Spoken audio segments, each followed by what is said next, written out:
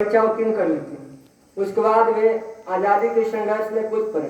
उन्होंने भारत को आज़ाद कराने के लिए आज़ाद हिंद फौज संगठन भी बनाया। इसी पे मैं कुछ प्रकाश देने जा रहा हूँ। आज़ाद हिंद फौज का गठन सर्वप्रथम महाराजा प्रताप सिंह द्वारा 29 अक्टूबर 1915 को अफगानिस्तान में हुआ था। यह आज़ाद हिंद सेना सरकार के अधीन थी। इसका मुख्य लक्ष्य भारत को अंग्रेजों से लड़कर आज़ाद करवाना था।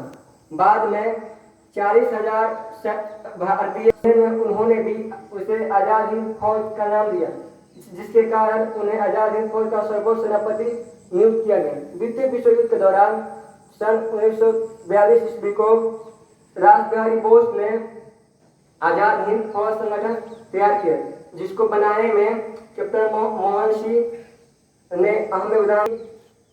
जापान ने द्वितीय विश्व युद्ध के दौरान भारत को आज़ाद करने के लिए कूटनीति बना ली थी। उन्होंने उसमें भारतीय सैनिकों के साथ साथ बर्मा और मलाया में स्थित भारतीय स्वयंसेवकों को भी सम्मिलित किया। आरंभ में आज़ाद हिंद फौज में करीब 16,300 सैनिक थे। बाद में जापानी सरकार ने अपने 60,000 युद्धबंदियों को आज़ाद हिंद फौज में भाग लेने के लिए स्वतंत्र छोड़ दिया, लेकिन जापानी सरकार और कैप्टन मोहन सिंह के द्वारा नियुक्त भारतीय सैनिकों में आज़ाद हिंद फौज की भूमिका को लेकर विवाद उत्पन्न हो गया, जिसके कारण कैप्टन मोहन सिंह और निरंजन सिंह को गिरफ्तार कर लिया गया। द्वितीय आज़ाद हिंद फौज का गठन सुभाष चंद्र बोस जब सिंगापुर पहुंचे तब शुरू हुआ।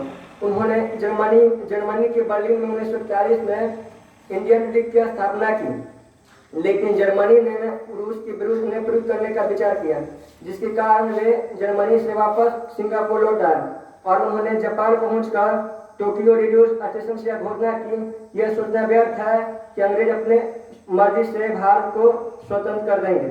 इससे प्रफुल्लित होकर रासबिहारी बोस ने जून 1943 को सुभाष चंद्र बोस को आज़ाद हिंद फौज का नेतृत्व सौंप दिया।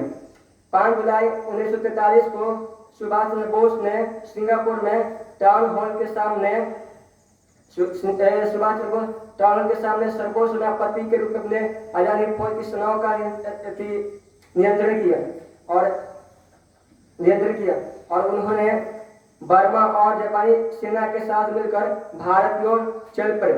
उन्होंने कोहिमा और इम्फाल के मैदानी क्षेत्रों में पहुंचकर अंग्रेजों और कॉमनवेल्थ सेनाओं से जबरदस्त मोर्चा लिया। 21 अक्टूबर 1943 ईस्वी को उन्होंने आज़ाद हिंद फौज के सर्वोच्च सेनापति होते हुए अस्थायी आज़ाद हिंद सरकार की स्थापना की, जिसको जापान, इटली और चीन ने मान्यता दे दी। उसके बाद उन्होंने रंगून और सिंगापुर को आज़ाद हिंद फौज का मुख्यालय चुना।